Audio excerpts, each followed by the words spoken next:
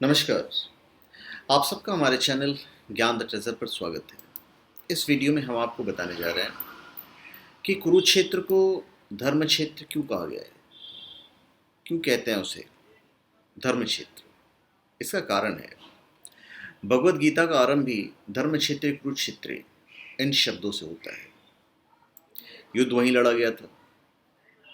महाभारत के अनुसार भरतवंश में राजा कुरु ने जिस भूमि को बार बार जोता वह स्थान कुरुक्षेत्र कहलाया। और राजा कुरु को देवराज इंद्र ने वरदान दिया था कि जो भी व्यक्ति इस स्थान पर युद्ध करते हुए मरेगा उसे स्वर्ग की प्राप्ति होगी। और यही कारण है कि महाभारत का युद्ध कुरुक्षेत्र में लड़ा गया। कुरुक्षेत्र जहाँ कौरवों और पांडवों का महाभारत का युद्ध हुआ और जहाँ भगवान श्री कृष्ण ने अपने दिव्य वाणी से गीता रूपी अमृत संसार को दिया, उसे धर्म क्षेत्र या पुण्य क्षेत्र भी कहा जाता है। और इसके कई कारण। अभी राजा कुरु के बारे में तो मैं इतना ज़्यादा मतलब बताने का मतलब नहीं बनता है यहाँ पे, पर कुरुक्षेत्र के महत्व के बारे में ज़रूर हम बात करेंगे। महाभारत और अन्य पुराणों में कुरुक्षेत्र की महिमा के बारे में बताया गया है।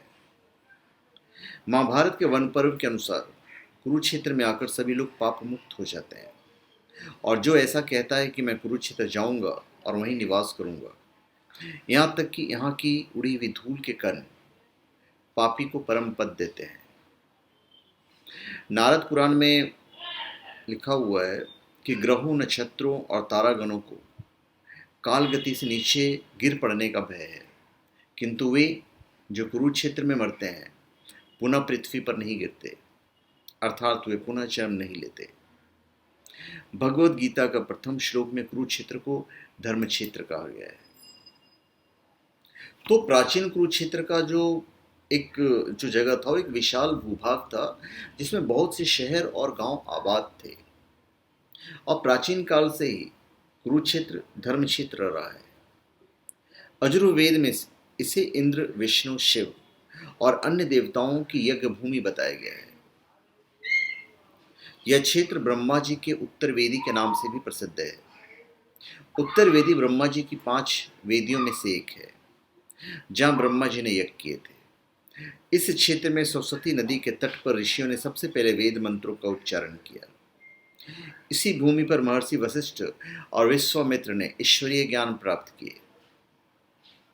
महर्षि भृगु ने इस स्थान पर बहुत समय तक तपस्या की, इसलिए स्थान पहले भृगु क्षेत्र के नाम से प्रसिद्ध था। तो इसका महत्व जो जगह का है वो बहुत है। महाराजा कुरु ने इसे आध्यात्मिक शिक्षा का विशाल केंद्र बनाया।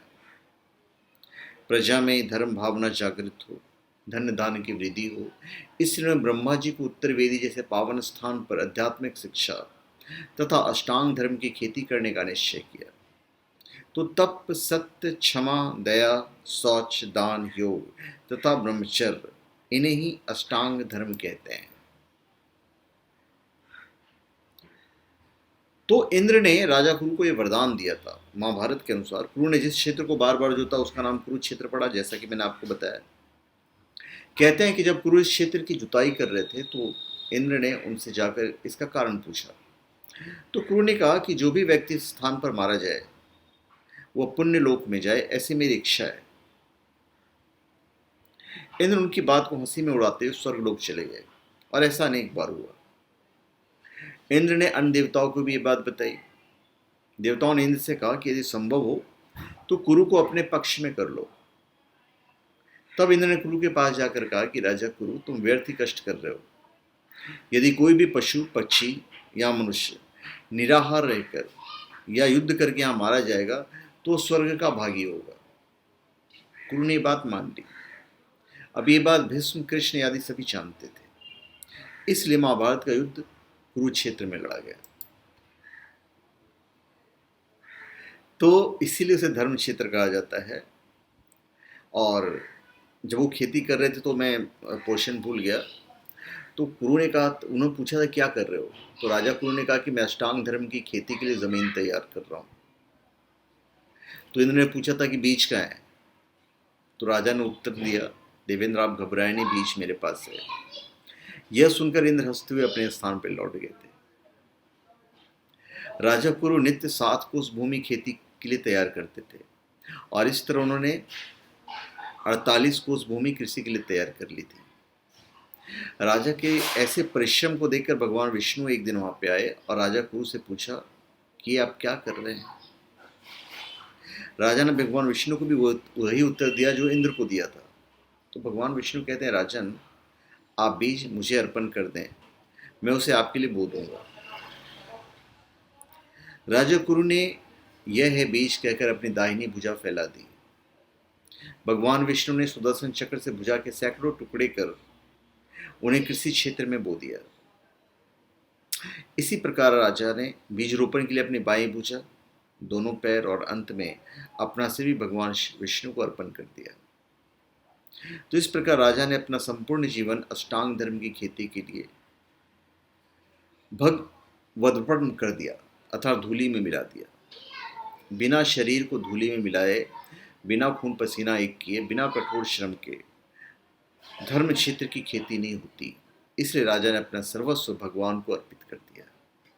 और जो सर्वस्व ब्रह्मात्म को कर देता है, ब्रह्मा को अर्पण कर देता है, ब्रह्म को अर्पण कर देता है, उसी पर भगवान विष्णु प्रसन्न होते हैं। तो राजा के ऐसे तप, सत्य, क्षमा, दया, शौच, दान, योग तथा ब्रह्मचर्य के दृढ़ व्रत को देखकर भगवान ने प्रसन्न होकर राजा को पुनर्जीवित कर दिया था और उनसे वर मांगने को कहा था। तो राजा ने 4 वर मांगे थे। जितनी भूमि मैंने जोती है वह सब पुण्य क्षेत्र, धर्म क्षेत्र होकर मेरे नाम से प्रसिद्ध हो। भगवान शिव सहित सभी देवता यहाँ पे वास करें। यहाँ किया हुआ स्नान, उपवास, तप, यज्ञ तथा शुभ व शुभ जो भी कर्म किया जाए वह अक्षय हो जाए। जो भी यहाँ मृत्यु को प्राप्त हो वह अपने पाप पुण्य के प्रभाव से रहित होकर स्वर्ग हो जाए। और भगवान ने तथास्तु कहकर 4 वर राजा को दिए। तभी से यह अति पावन क्षेत्र, धर्म क्षेत्र, कुरुक्षेत्र के नाम से प्रसिद्ध हुआ। और इस क्षेत्र में 13 दिन तक किया हुआ दान, तप 13 गुने वृद्धि को प्राप्त होता है। मतलब आप एक करोगे तो आपको 13 गुना मिलेगा। ये उसका प्रताप है। तो इसलिए महाभारत के युद्ध जो कुरुक्षेत्र में लड़े गए, तो कुरुक्षेत्र को धर्म क्षेत्र कहा गया है। तो धन्यवाद, आप सबका हमारे चैनल पे स्वागत है। आप हमारे चैनल पे सब्सक्राइब करें और अपने कमेंट दीजिए। धन्यवाद। हमारे चैनल ज्ञान द ट्रेजर सब्सक्राइब करने के बाद आप ये बेल आइकन दबाएंगे तो हमारे जितने भी अपलोड्स हैं, जितने पॉपुलर अपलोड्स हैं, वो आपके पास ऑटोमेटिक मिलते चले जाएंगे। और साथ में आपको मिलेंगे हमारे सारे पॉपुलर चैनल्स जिसे देखकर आप एंटरटेन होंगे। So please subscribe my channel and please tap the bell. Thank you.